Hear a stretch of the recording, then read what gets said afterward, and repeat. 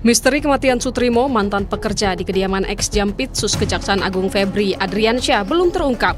Kuasa hukum keluarga Sutrimo kini menyoroti foto-foto yang dikirim almarhum beberapa jam sebelum ditemukan tak sadarkan diri, kemudian meninggal dunia.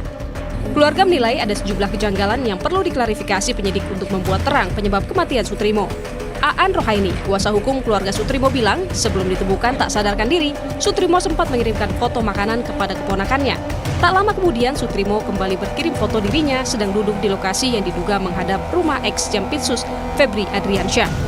Keluarga Sutrimo menilai ada kejanggalan dalam foto yang dikirim almarhum, yakni keberadaan penanda atau stempel lokasi pada foto tersebut.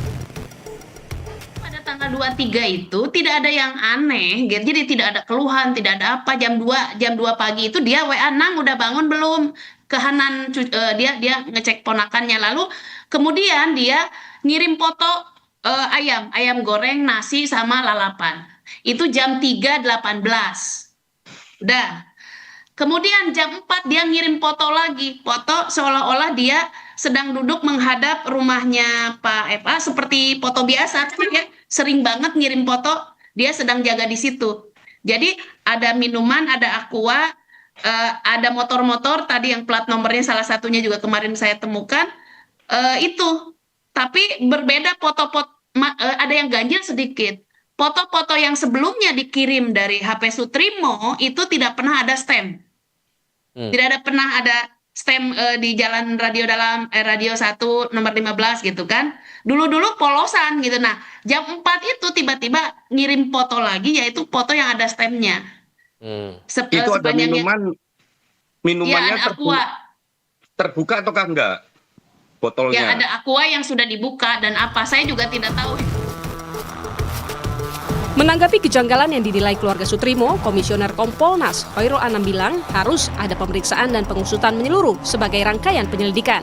Anam juga menyampaikan penyidik harus segera memeriksa ex-Jampitsus Febri Adriansyah terkait kasus kematian Sutrimo yang kini sudah di tahap penyidikan. Sesuatu yang tidak pernah terjadi, kirim-kiriman foto, baru di momen foto terakhir lah itu ada stemnya dan menunjukkan memang ada kondisi yang sedang makan baik-baik saja, ya air minumnya terbuka dan sebagainya lah. Menurut saya ini konteks paling dekat dengan almarhum ditemukan. Ini di luar konteks di TKP, di ambulan, siapapun yang terkait peristiwa ini harus diperiksa, termasuk juga Pak FA. Apapun statusnya, menurut saya untuk membuat terangnya peristiwa itu penting sekali, karena kalau enggak, ya ini haknya juga Pak FA mengklarifikasi secara formal. Tapi sebagai penyidik harusnya polisi juga memeriksa beliau agar memang semua rangkaian peristiwa itu terangkai dengan baik dan benar. Dan ini juga kebutuhan dari keluarga. Baik.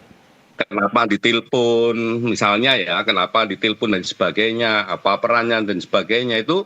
Ya, pihak keluarga juga penting untuk mendapatkannya, dan itu tanggung jawab kewajiban dari pihak Polda Metro Jaya. Oke. Sebelumnya kuasa hukum Febri Adriansyah, Firman Wijaya menjelaskan, Sutrimo bukanlah kepala rumah tangga dari FA seperti narasi yang beredar selama ini. Firman bilang Sutrimo bertugas untuk membersihkan rumah dengan jeda waktu berbeda. Ada klarifikasi dari pihak keluarga kalau tidak salah soal status posisi almarhum itu sebenarnya bukan Karungga. Jadi ini bagian dari klarifikasi, bukan kepala rumah tangga. Nah, beliau hanya bertugas membersihkan saja rumah dan sebagainya. Dan ada jeda-jeda waktu almarhum itu bekerja di situ, jadi tidak tetap sifatnya.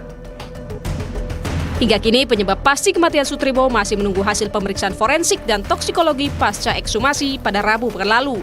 Polisi kini perlu merangkai seluruh jejak yang ada termasuk aktivitas terakhir Sutrimo, foto dan komunikasi yang dikirim sebelum ditemukan, hingga orang-orang yang terakhir berinteraksi dengannya. Tim Liputan Kompas TV. Saudara, Pengadilan Negeri Jakarta Selatan mulai menggelar sidang pra-peradilan yang diajukan oleh ex-Jampitsus Febri Adriansyah. Apa saja yang digugat oleh tim hukum Febri dan bagaimana peluangnya untuk lolos dari kasus tindak pidana pencucian uang yang menjeratnya. Kita akan tanyakan kepada kuasa hukum ex-Jampitsus Febri Adriansyah, Alfon Kurnia Palma, Dan juga nanti akan bergabung bersama kita di sini praktisi hukum yang juga merupakan aktivis anti korupsi Saur Siagian. Selamat petang Bang Alfon, Bang Saur. Sore Mbak, selamat sore Bang Saur.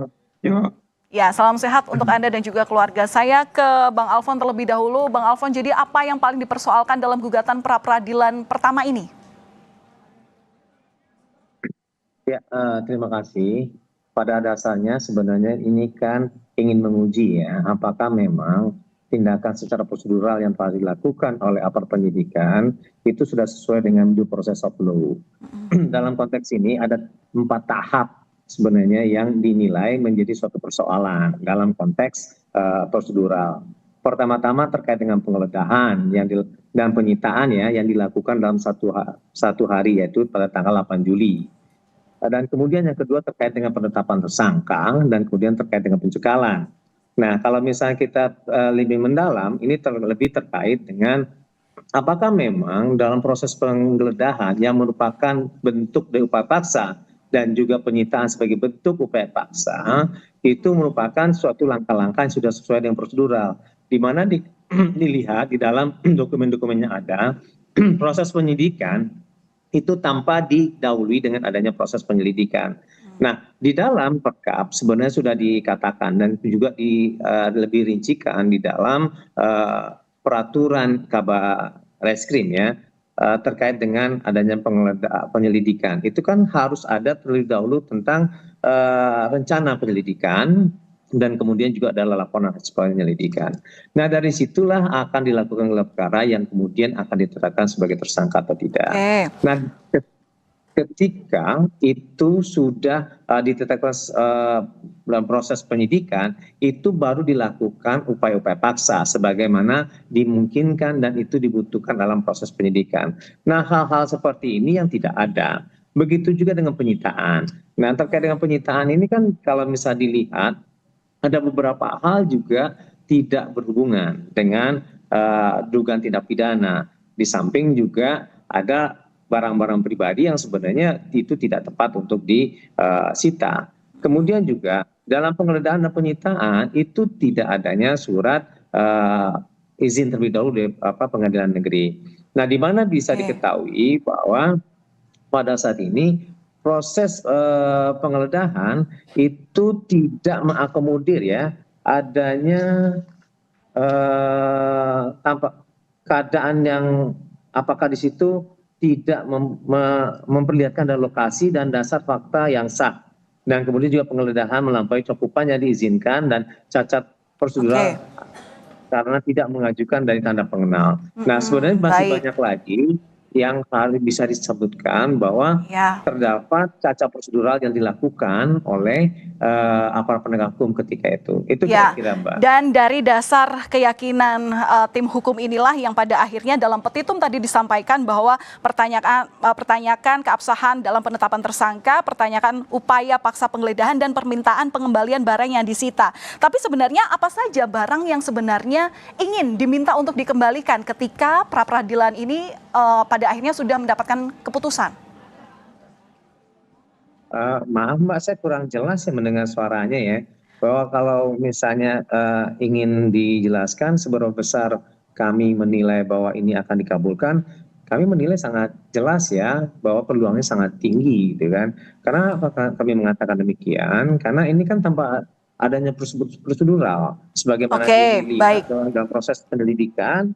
Nah, ternyata dalam proses penyidikan itu tanpa ada proses penyelidikan gitu kan. Begitu juga penyitaan, begitu juga dengan penetapan tersangka tanpa adanya pemeriksaan sebagai calon tersangka. Nah, ini kalau misalnya dilihat dalam timeline-nya ya, untuk penggeledahan dan penyitaan saja itu dilakukan pada 8 Juli. Dan kemudian penyitaan dan penetapan tersangka itu pada 10 Juli. Dan kemudian cekalnya di 10 Juli. Artinya ada tentang waktu 3 hari cuman. Sehingga adanya penetapan sebagai tersangka. Ya, nah, Bang Alfon, saya sudah mendapat poinnya. Janggal sih dalam suatu proses penegakan hukum. Itu kira-kira Mbak. Ada kejanggalan dalam proses penegakan hukum terutama terkait penetapan, pencekalan, penggeledahan hingga penyitaan barang yang ada di rumah ex-Jampitsus Febri Adriansyah. Saya ke Pak Saur. Pak Saur, menurut Anda, tanggapan Anda soal Febri Adriansyah yang tidak pernah dipanggil atau tidak pernah melalui proses penyelidikan, dalam hal ini tidak pernah diperiksa menjadi saksi. Apa tanggapan Anda?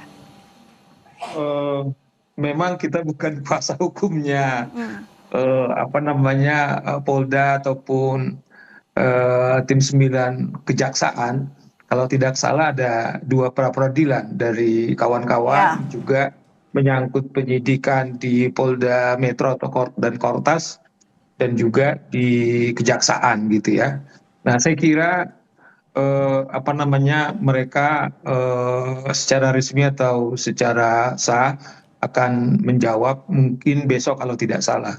Namun dari beberapa informasi yang dirilis sebelumnya, kalau yang di Polda Metro itu kan sudah hampir 2 tahun sebenarnya dilakukan penyelidikan, sehingga dengan bukti yang cukup, kemudian mereka menetapkan tersangka. Nah, kalau yang di kejaksaan yang sempat heboh itu kan Valentina, sempat ada rilis Kapus Pen, itu belum tersangka, kemudian dirilis, kemudian nggak berapa lama malamnya kemudian tersangka. Nah, kelihatannya penyidik di di tim 9 memastikan harus diperiksa dulu, kemudian setelah itu ditetap tersangka. Makanya mereka di tanggal yang sama memeriksa, malamnya kemudian ditetapkan tersangka. Jadi KUHP mengatakan sebelum ditetapkan tersangka diperiksa dulu. Nah, itu sudah dilakukan. Nah, soal penggeledahan, saya kira mereka nanti akan menjawab mengapa kemudian mereka melakukan penggeledahan. Tadi ada pertanyaan dari Valentina, barang-barang apa yang nanti diminta oleh pemohon, itu saya kurang tahu, tapi dugaan saya mungkin adalah uang sekitar 500 miliar atau barangkali 74 kilogram emas, barangkali itu yang tadi ada gangguan. Pertanyaan kepada rekan Alpon, mungkin rekan Alpon yang... Baik.